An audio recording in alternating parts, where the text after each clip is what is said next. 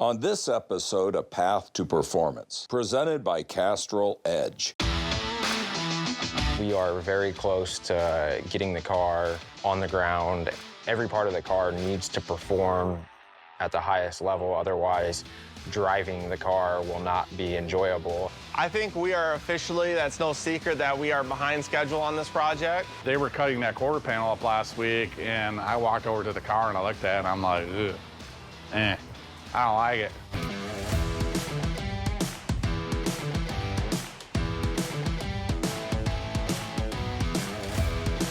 We have finished the dash, got a lot of the interior base panels are done. We got all the glass on the sides of the car. We changed all the way the glass functions and the trim and the seals.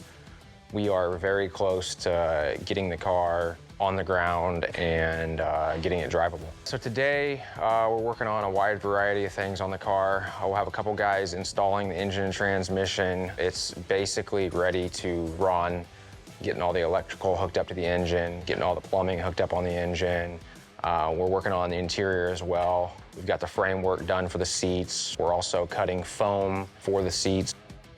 The engine that we chose, GM LT1, it's built a little bit. We put a camshaft in it and some other performance goodies. Part of the reason we chose the LT1 engine versus an LS platform engine is just because it's modern. The LT engine came out in 2014. I think they ran it from 2014 to current. We're just trying to keep this thing up with technology and be as modern as we can. When running a high-performance engine like this, you're going to create a lot of horsepower and a lot of pressure in the engine, a lot of heat, and so it's important to use a full synthetic oil like Castrol EDGE to keep the engine running in its optimal conditions, keep the oil from breaking down. Now back out to Michigan to check in with Paul at Dutchboys. We've been really working on finalizing the structure of the car. The roll cage is complete, the floors are complete, the tunnel's complete. The biggest hurdle of this whole project right now is the quarter panel flare. To get a big enough tire on the back that will handle 1,200 horsepower, we weren't gonna be able to not do any body mods. We had to open up the side of the car. We put the tire on it that we wanted to, and we built the quarter panels to fit that tire. They were cutting that quarter panel up last week, and I walked over to the car and I looked at it and I'm like, ugh, I don't like it. They've been tweaking it the last week, and then I think it looks pretty cool now. I'm pretty happy with it. It definitely changed the look of the back of the car. Some people are gonna like it, some people aren't gonna like it. Now that we figured out how we wanted to do this side, Josh is now transferring all his notes, his bucks, and measurements to this side, and we'll begin cutting this side to match. This is our center cut line, exactly the center of the wheel opening. It allows us to reshape this, and reshape out to our center point, and then remake this whole body line. And then Josh has a gauge. This shows you how much we brought the quarter panel out to accommodate the wider tires. We could have fit a smaller tire on there, no problem, but we knew that we had to have a tire that performed with the rest of the car. That way it can function on the track how it should. We're just patiently waiting for the fab guys to get done with it. So, I mean, meantime, we'll stay busy on everything else, but we kind of needle them a little bit to keep them on task, and hopefully they'll get it pushed along so we can get it back here.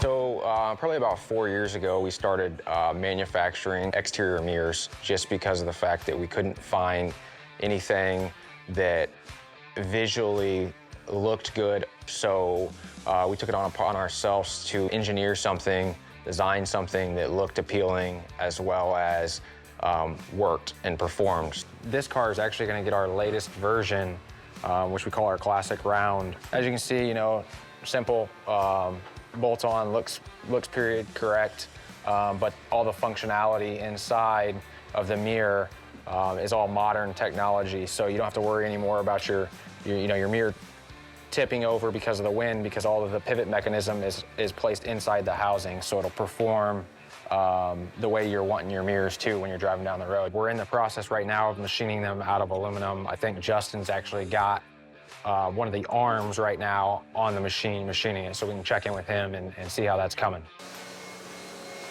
So we also run Castrol lubricant in our CNC machine. So it's a water-based lubricant that we use for cutting fluid, keeps our machine running strong. How's it going? It's going good. I've got it set up for the soft jaws I already cut, and I've got one ran in the machine if you want to see it. Yeah, let's check it out.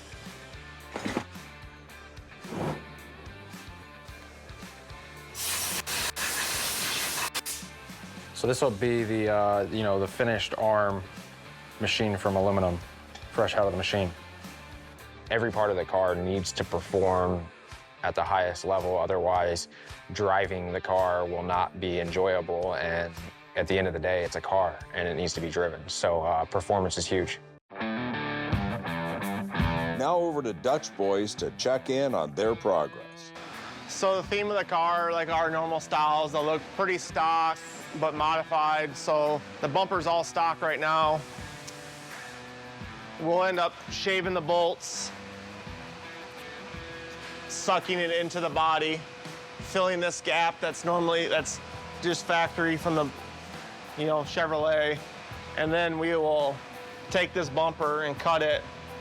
You'll keep this lined up with the taillight, but we'll manipulate the bumper where it's tucked into the body, so it's not, you can't stick your hand in here.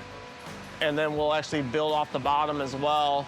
And then our exhaust will actually come out in this area. When we did that, we raised the gas tank into the car for just the bottom, so it's not hanging low behind the car. So then fabricated the trunk floor to accommodate the gas tank up and inside the vehicle. We also made a removable cover. That way, if you ever have a fuel pump fail, you're on the side of the road, you're at the track, you don't have to drop the whole gas tank to service it. You can pop these bolts out, remove this cover, take the whole fuel sending unit out, replace the new fuel pump, put it back in without having to drop the tank. So now that we're done with the 1 5/8 chromoly roll cage that Josh fabricated, he shows we like to fit it tight to the headliner for head clearance. We actually roll the center tube, so we make our radius, and we'll roll it to fit the crown of the roof. We also do a removable harness bar. This guy, the owner of this car, has younger kids. So these will be quick pins, not bolts. So you'll just quick pin, you'll knock this bar out. You can get in the back seat easy. Instead of this being a permanent fixture to the roll cage, 2 pins, pop it out. We'll usually put tabs in the trunk. You can put it in the trunk, throw the pins in it, and people can get in the back seat.